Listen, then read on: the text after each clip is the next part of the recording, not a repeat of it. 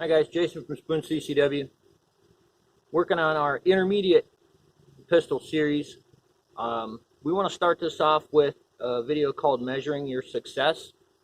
And the question we got to ask is, how do we know whether or not we go from beginner to intermediate? And there's a simple way to do that.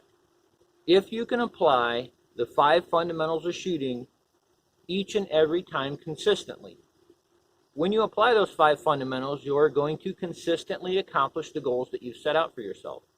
Now, it's important that we set goals for ourselves when we're trying to learn how to do this kind of stuff. So if the goal is putting a certain group size on a 4-inch target at a certain distance, then if you can accomplish that consistently, it's time to move on.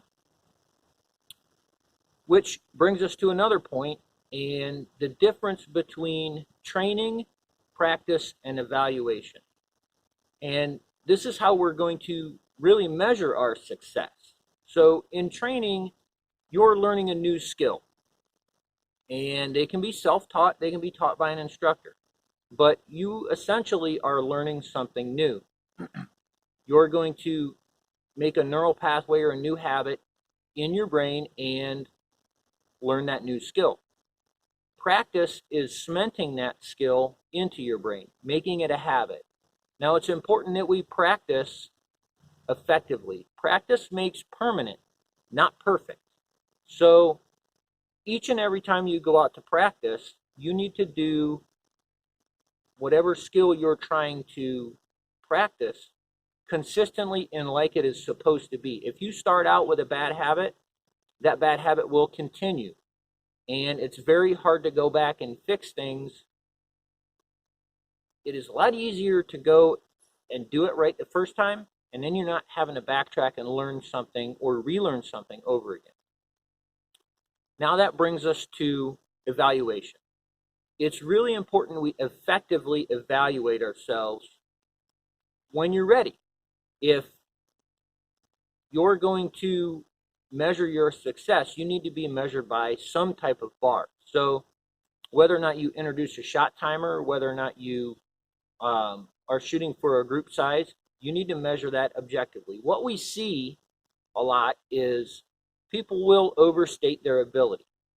And normally they overstate their ability, and then you have to go back and unlearn bad habits. So it's important that not only do you train properly, that you practice properly, but you measure your success and you evaluate yourself objectively.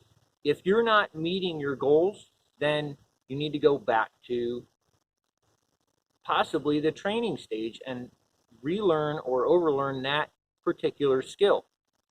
So make sure that you're honest and objective. If you need to get a friend to help you, watch you shoot, you need professional instruction, come see us. We'll help you any way that we can. So just be objective with measuring your success and your evaluations. If you're trying to reduce your draw time and you put an extra step in the draw stroke, that's going to make it very, very hard to reduce your draw time. So you need to be able to recognize that and then kind of self-evaluate and realize that, hey, I'm not doing something right. So be objective and be honest with yourself.